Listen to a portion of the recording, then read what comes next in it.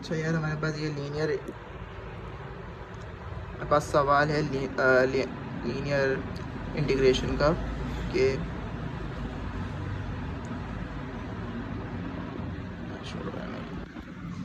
हमारे पास linear integration का सवाल है कि हमें इसमें 7 से लेकर 10 तक सवाल है और इसमें 3 पार्ट्स दिए हुए हैं।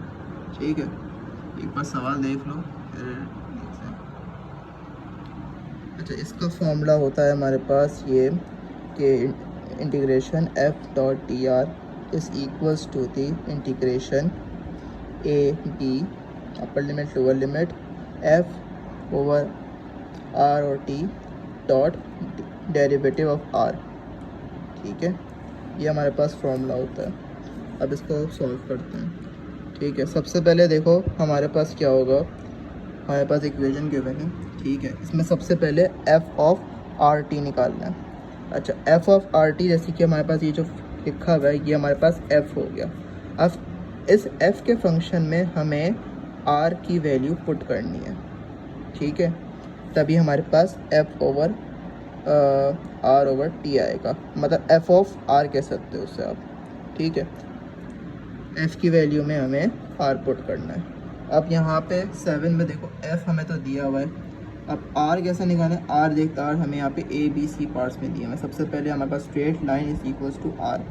देखो आर हमें दे दिया और लिमिट भी बता दी है जो कि हम इस लिमिट में पुट करेंगे। ठीक है, ज़रा हाथ हिल रहा है, ज़रा प्लीज़ कॉपरेट करना। अच्छा देखो हमारे पास ये आर की वैल्यू दी हुई है T I plus T J plus T के। ठीक है, अब इसको सॉल्व कैसे करेंगे, ये देखो हमें यहाँ वैल्यूज़ दी हुई है और लिमिट्स भी बता दी है। एफ़ के फंक्शन में हमें आर पुट करना है। ठीक है, इज़ इक्वल्स टू 3y।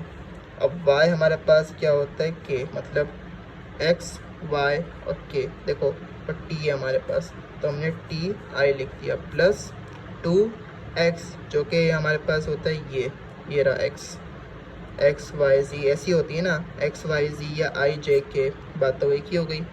ठीक है, तो हमने यहाँ 2x था यहाँ पे, तो x हमारे पास क्या t है, तो हमने 2t लिख दिया प्लस 4 और z मतलब x y और z यानी कि k, तो वो भी हमारे पास क्या है t है, तो हमने यहाँ लिख दिया 4t।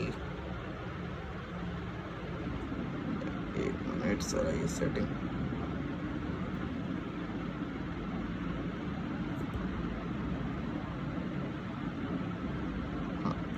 ठीक है, हमने लिख दिया 4t। अब हमारे पास एफ ऑफ आर आ गया। ठीक है, इस तरीके से मैं एफ ऑफ आर निकाल दिया। ये और आगे सवाल एक आएगा तो मैं समझा दूंगा। ठीक है, अब हमारे पास है यार D R over D T, मतलब आर का हमें डेरिवेटिव निकालना है टी के रिस्पेक्ट से, जो कि भाई सिंपल है टी है, मतलब यहाँ उसका डेरिवेटिव आई जे ओ के आ जाएगा। आई जे ओ के आ गया सिंपल। ठीक है, इस तरीके से हमने आई ओ जे के निकाल दिया इसका डेरिवेटिव। अब हमें क्या करना है, f over r dot D r, f of r multiply by d derivative of r, derivative of r और एफ ऑफ आर हमने निकाल दिया। इन दोनों को हम मल्टीप्लाई कर देंगे इसका डॉट प्रोडक्ट से। ठीक है, ये रहा इस तरीके से किया। आई डॉट आई 1 होता है, तो हमने इसे सिंप्लीफाई किया तो हमारे पास आंसर क्या आ गया 3t plus 2t plus 4t। ठीक है, उसके बाद हमारे पास जो लिमिट्स हमें गिवन थी, जो कि देखो यहाँ लिमिट्स हमें क्या दी हुई थी 0 और t और 1, तो यहाँ पे हमारे पास जो अपर लिमिट है वो हो गई 1 और लोअर लिमिट है वो हो गई आपकी 0। इस तरीके से पार्ट वाले बी में भी अपर लिमिट 1 है और लोअर लिमिट 0 है। ठीक है, उसके बाद हमने इसका डॉट प्रोडक्ट ले लिया। उसके बाद हमारे पास इक्वेशन आ गई, इसको हम अब सब इंटीग्रेट करेंगे। 3 को बाहर निकालेंगे, इसका इंटीग्रेशन लेंगे तो आ जाएगा 2t ओवर 2। इंटीग्रेशन कैसे करते हैं भाई, सबको यकीनन आता ही होगा। ठीक है, इस तरीके से सॉल्व करने के बाद इसका इंटीग्रेशन लेने के बाद जब हमारे पास इंटीग्रेशन से हमने कर दी, उसके बाद हमारे पास जो लिमिट्स होगी जो 1 और 0 वो हम अप्लाई करेंगे। ज़ीरो को अप्लाई करने की ज़रूरत ही नहीं क्योंकि वो कैंसिल हो जाएगा, तो हम 1 ही अप्लाई कर लेंगे। अप्लाई करेंगे तो इसका आंसर आ जाएगा 9/2।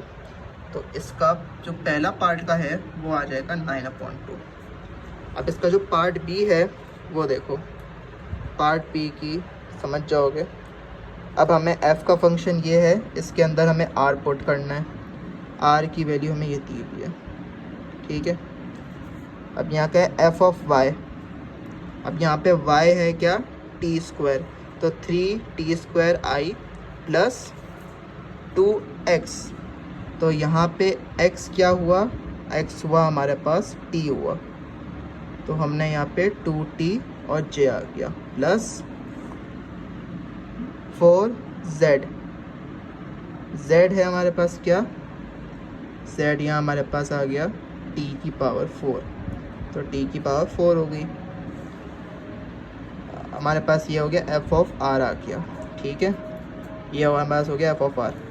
अब इस r का हम डेरिवेटिव लेंगे तो ये हो जाएगा i plus 2t plus 4t³,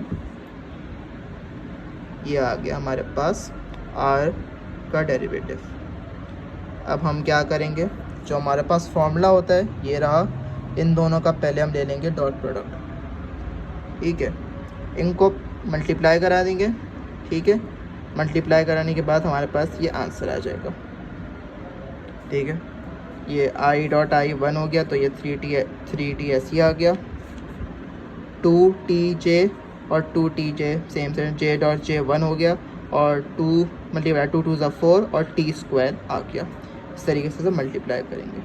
multiply करने के बाद इसका इंटीग्रेशन ले लेंगे, इंटीग्रेशन लेंगे, इसको सॉल्व करेंगे, जो हमारे पास वैल्यू एज अ लिमिट आ रही है वो अप्लाई करेंगे, तो इसका आंसर आ जाएगा 13.3। एक बार देख लो इसे,